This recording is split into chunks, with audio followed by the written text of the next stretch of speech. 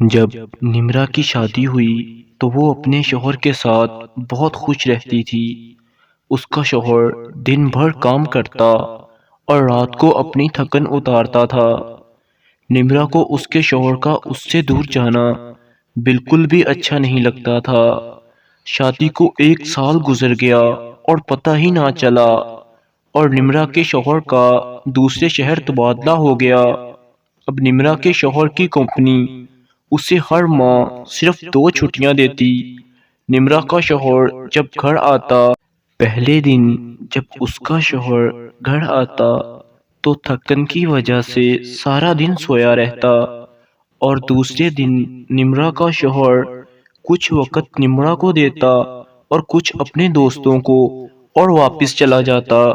شادی کو ابھی 1 سال ہی گزرا تھا۔ اس کا خالی بستر اسے کاٹنے کو دوڑتا تھا۔ نمرا نے اپنے شوہر کو کہا کہ وہ گھر میں اکیلی تنگ پڑتی ہے، سارا دن بور ہوتی ہے، اس لیے وہ اسے اپنے ساتھ لے جائے۔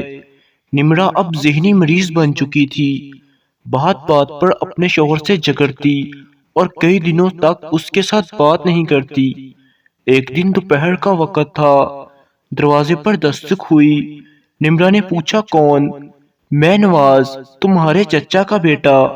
نمرا نے کہا، آ جاؤ، تم یہاں کیا کر رہے ہو؟ نواز نے بتایا، وہ نوکری کی تلاش میں آیا ہے۔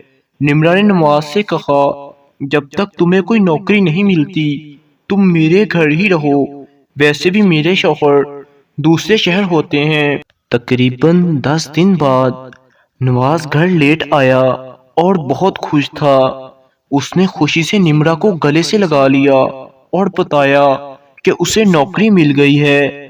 نمرا جیسے ہی نواز کے گلے سے لگی، اس کی خواہشات جاگ اٹھیں۔ اسے بہت اچھا لگ رہا تھا۔ وہ رات دیر تک باتیں کرتے رہے اور نمرا کو پتہ ہی نہیں چلا کہ کب وہ کپڑوں سے باہر ہوئے اور شرم و حیا کی ساری حدیں پار کر گئے۔ صبح جب آنکھ کھلی تو نمرا حیران رہ گئی کہ نواز اس کے ساتھ بیڈ پر سو رہا تھا۔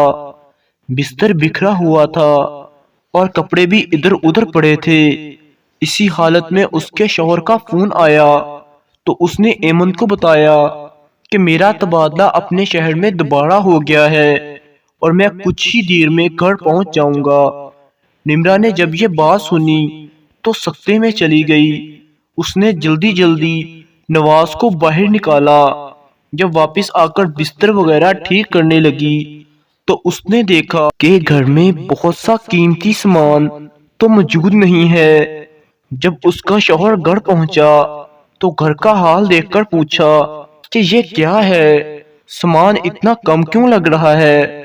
نمرا بولی، آپ تو گھر تھے نہیں، چور گھر میں گھس کر سارا سامان چرا کر لے گئے ہیں۔ لیکن حقیقت تو کچھ اور تھی دوستو، اسی لیے کہتے ہیں 2 نامحرم لوگوں کو اکٹھے نہیں رہنا چاہیے، کیونکہ 2 نامحرم لوگوں کے درمیان تیسرا شیطان ہوتا ہے۔ بچائیے خود کو اور اپنے ایمان کو شیطان سے۔ والسلام۔